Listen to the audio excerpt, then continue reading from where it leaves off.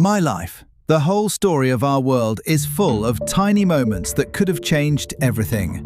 But for me, few were as quiet and important as the silent debate that happened under the Sorting Hat back in 1991. The hat saw real courage in me, enough to put me in Gryffindor, but I was secretly hoping, practically begging, for Hufflepuff, completely intimidated by Gryffindor's brave and bold reputation.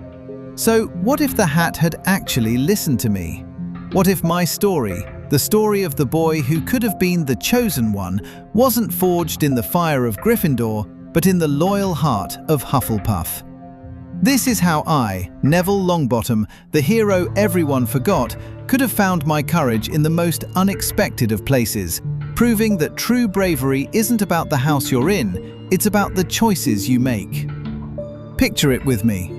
The Great Hall erupts in cheers, but this time they're coming from the table draped in yellow and black. The Sorting Hat shouts, "Hufflepuff!" and I shakily walk over to my new home. Here, there were no legendary heroes to live up to, no pressure to be some flashy champion. Instead, I was met with warm smiles, pats on the back, and an instant feeling that I belonged. That single change would have completely rewired my journey. In Gryffindor, I was an outlier, always feeling like I fell short of the house's fearless ideal. I was stuck in the shadow of Harry and Ron, and my brave moments were usually born from sheer panic. But in Hufflepuff, all that pressure would have just evaporated.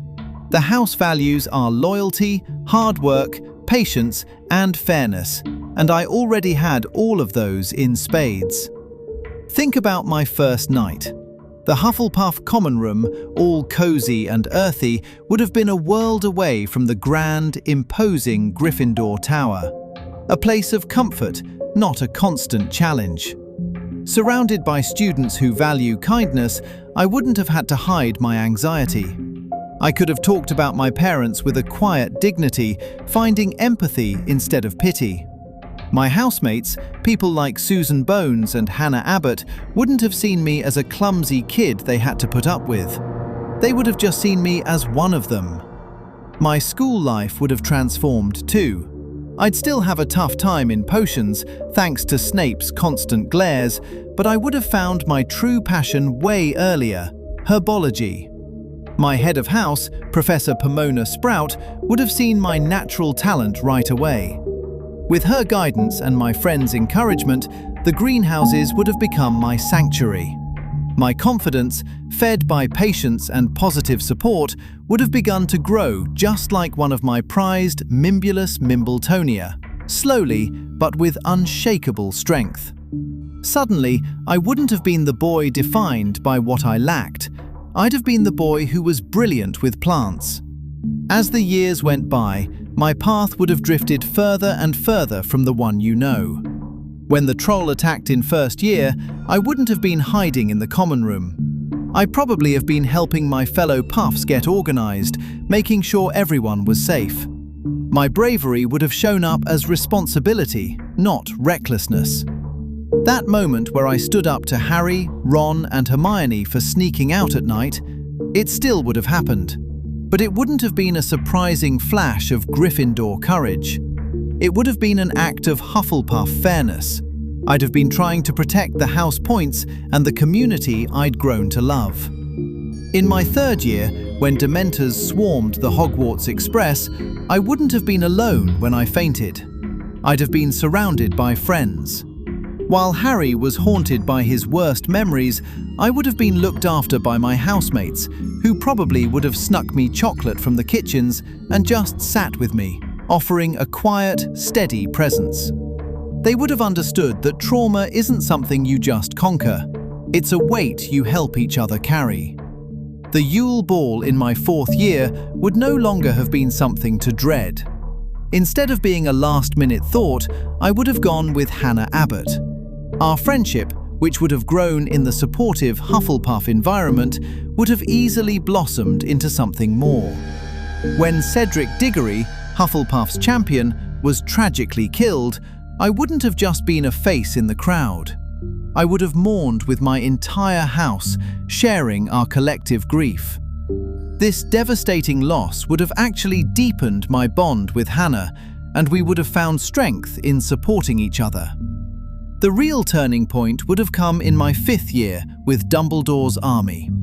In my original story, my incredible improvement seemed to come out of nowhere. But for Hufflepuff me, my skill would have been the natural result of years of quiet, hard work.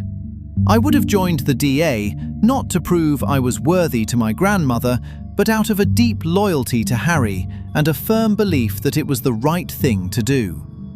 I would have stood against Umbridge because her rules were unjust, and that offends the Hufflepuff sense of fairness. I would have become a rock for the group, my steady progress inspiring other students from all houses who were tired of just performative bravery. This version of me was already becoming a powerful wizard, but my biggest challenges were still on the way.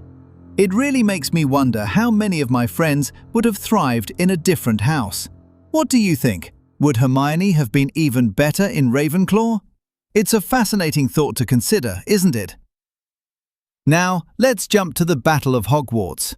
The school is under attack, but the me you see is not the same boy who trembled at his sorting. For the last year, I'd have been leading the resistance from inside Hogwarts, but my leadership wouldn't have been about loud speeches. It would have been about stubborn, underground action. I'd have set up supply lines through the kitchens, created secret safe havens for younger students, and used my expert knowledge of the castle's secret passages, a skill I'd have perfected since the Hufflepuff common room is right by the kitchens, to run circles around the Carrows. When Voldemort showed up with Harry's seemingly dead body, despair would have washed over the crowd. But then, a single voice would have cut through the silence, my voice. I'd have stepped forward, not with the hot-headed defiance of a Gryffindor, but with the unwavering courage of a Hufflepuff. I wouldn't have talked about glory or honor. I'd have talked about loyalty and continuing the fight for everyone we'd lost. "I'll join you when hell freezes over," I'd have declared, a statement of pure, unbreakable resolve that would have rallied the defenders. Enraged, Voldemort would have summoned the sorting hat, forced it on my head, and set it on fire. But this act of cruelty would have backfired spectacularly. In that single moment of ultimate loyalty and courage, I would have proved I was worthy of any house. I'd have reached into the burning hat and pulled out the sword of Godric Gryffindor.